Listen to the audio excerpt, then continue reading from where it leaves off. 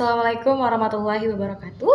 Halo semuanya, perkenalkan nama saya Shinta Bella dengan NIM F11 2222 1005 dari Prodi Pendidikan Guru Pendidikan Anak Usia Dini.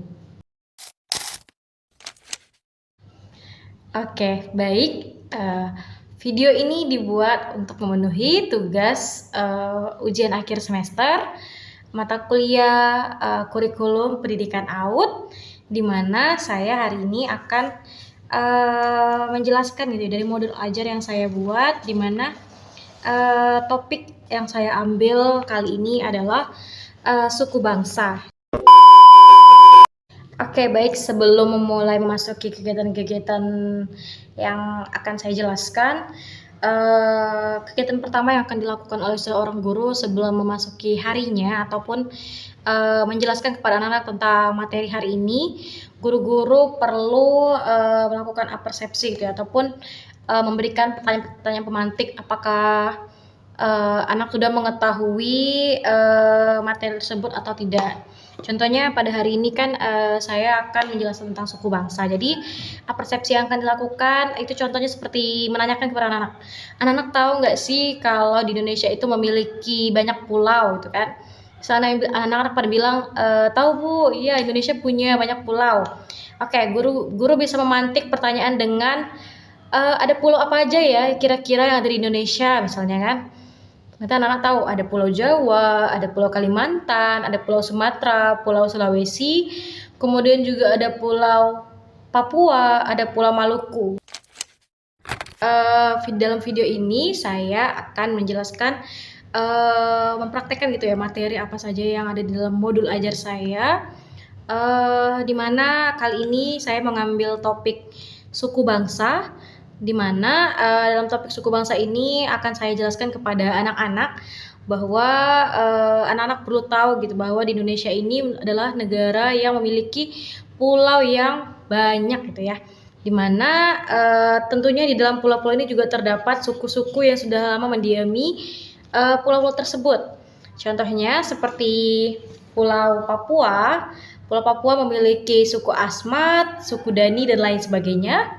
Kemudian Pulau Kalimantan memiliki suku Dayak, kemudian Pulau Jawa memiliki suku Jawanya sendiri, suku Sunda, dan suku Betawi. Kemudian di Pulau Sulawesi ada suku Bugis, suku Toraja, dan lain sebagainya. Kemudian di Pulau Maluku ada suku Ambon, dan lainnya.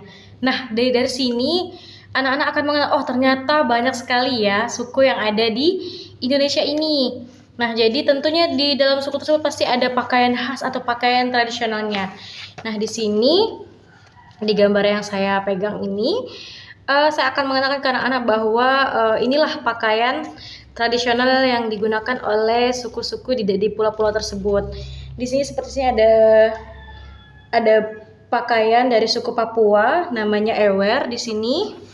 Nah, di sini kemudian ada baju kurung tanggung itu dari Jambi, kemudian ini ada pakaian Kesatria Agung dari Yogyakarta, kemudian di sini ada pakaian ule balang dari Aceh, kemudian di sini ada pakaian ulos dari Sumut atau Sumatera Utara, kemudian di sini ada pakaian pesaan dari Jawa Timur, kemudian di sini ada pakaian Payas Agung dari Bali, kemudian di sini ada pakaian King Baba dari Kalimantan Barat.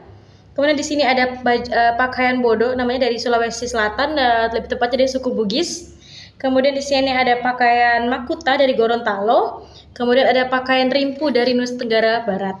Nah, dari sini anak-anak akan melihat bahwa ternyata beragam sekali pakaian adat yang ada di Indonesia, terutama untuk suku-sukunya. Kemudian setelah anak mengenal tentang pakaian adat, akan terdapat beberapa kegiatan juga, di mana anak-anak juga akan belajar di sini. Baik, kembali lagi dengan saya. Oke, jadi di sini ada 3 kegiatan yang akan anak-anak lakukan. Yang pertama yaitu mencocokkan gambar pakaian adat dengan sukunya. Kemudian di sini ada gambar salah satu rumah adat, yaitu rumah adat suku Papua, namanya Rumah Honai. Kemudian di sini anak-anak juga akan membuat hiasan kepala. Nah, ini Diana akan membuat hiasan kepala yang akan dihias dengan warna-warna juga. Ini.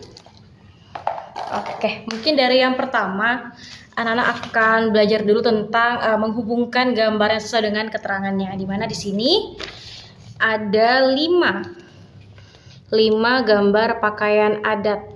Nah, di sini anak-anak akan mencocokkan gambarnya. Kan tadi sudah dijelaskan juga di pakaian adat tradisional. Jadi ini contohnya yang pertama, pakaian ini itu yang pertama ada pakaian bodo tadi ini dari suku Bugis. Nah, suku Bugis itu ada di bagian bawah. Jadi anak cukup menarik garis ya, dari atas ini sampai ke suku Bugis.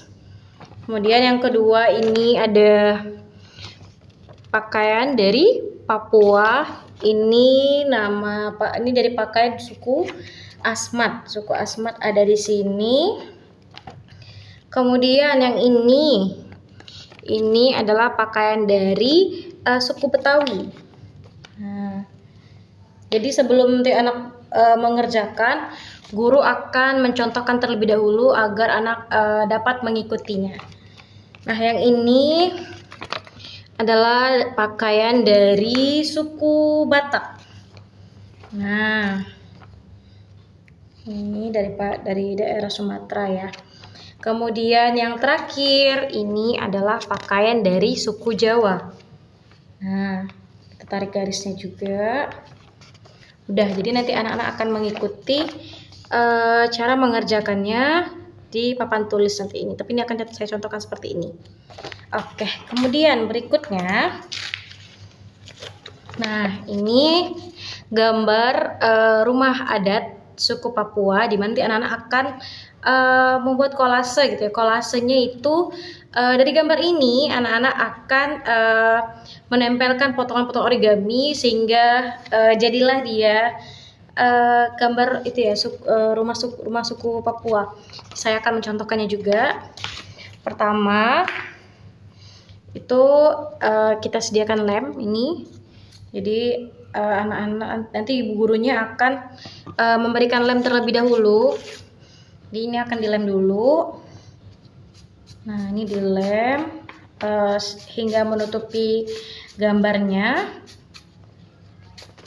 Nah, cukup dilem. Nah, ini dilem hingga rata.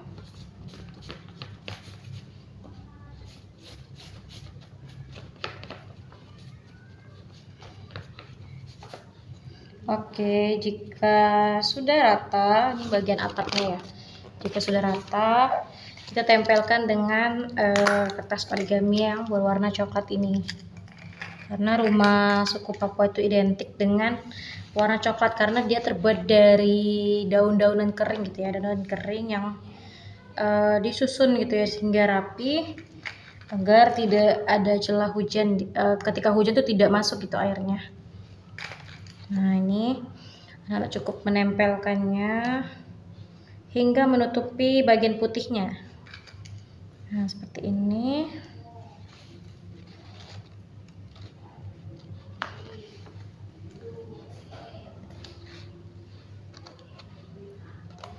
Cukup ditempel. Untuk posisinya tidak ditentukan, yang penting anak-anak dapat menutupi semua bagian-bagian putih yang ada di gambar.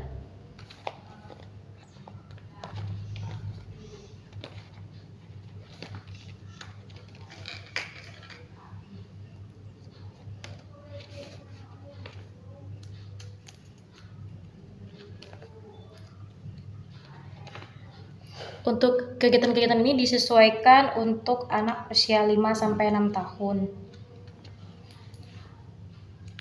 Oke, jadi bisa dibilang untuk anak-anak kelompok B.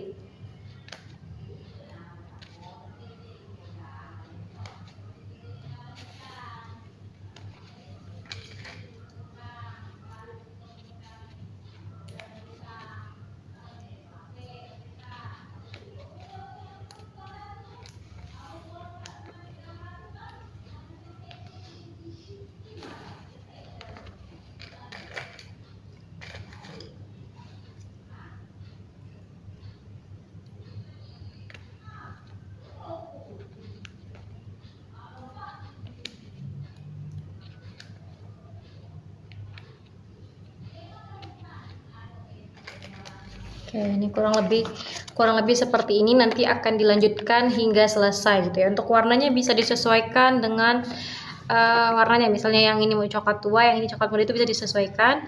Dan awan untuk ini misalnya langitnya warna biru, ini warna hijau, itu bisa disesuaikan dengan origaminya. Ini ada warna hijau. Oke, baik. Mungkin selanjutnya anak-anak akan membuat hiasan kepala ya. Ini sudah digunting dan dilapisi dengan kertas manila agar lebih kuat. Kemudian langkah selanjutnya nanti guru akan mempraktekkan contohnya, yaitu di mana gambar ini akan ditempel ke kertas manila hitam yang agak lebih panjang agar bisa biar bisa ngikat kepala gitu. Oke, jadi ini cara pertamanya. Cukup lem bagian belakangnya. Nah, ini dilem bagian belakangnya. Oke. Dilem. Dan diletakkan di sini, cari posisinya yang agak lebih tengah gitu ya. Pastikan dia cukup tengah.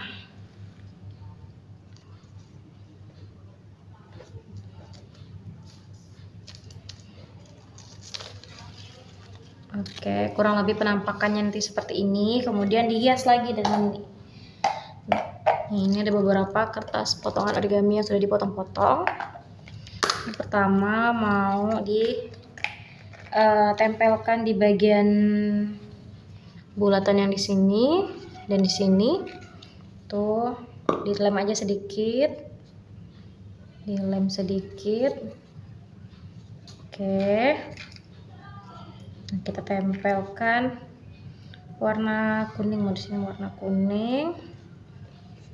Oke.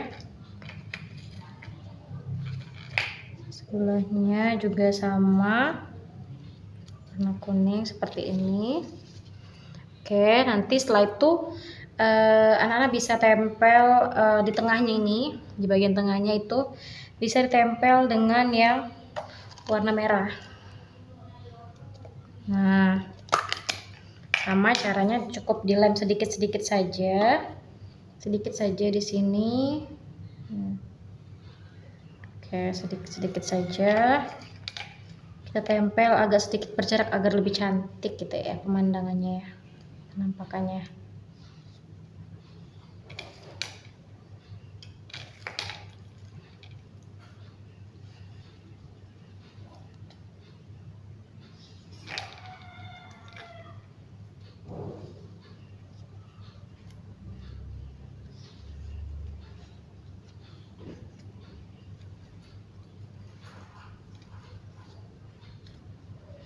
Oke, kita akan tempel sampai selesai.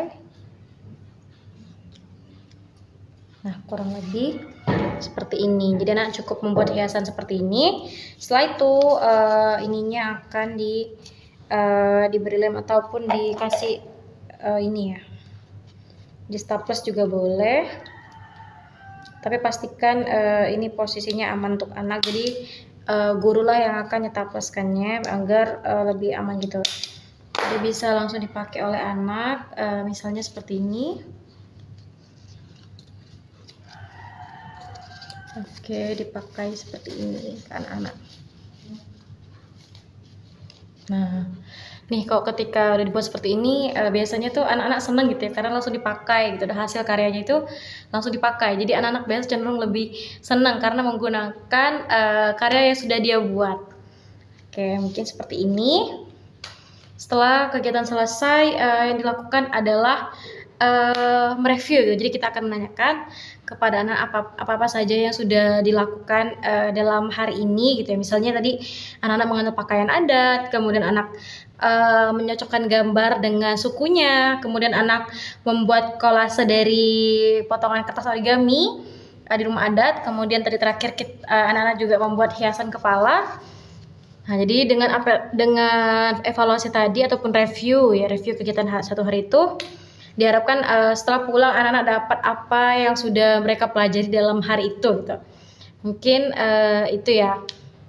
Baik, mungkin sekian video dari saya. Terima kasih sudah menyimak video saya. Kurang lebihnya saya mohon maaf, saya ucapkan terima kasih. Wassalamualaikum warahmatullahi wabarakatuh. Sampai ketemu di video berikutnya.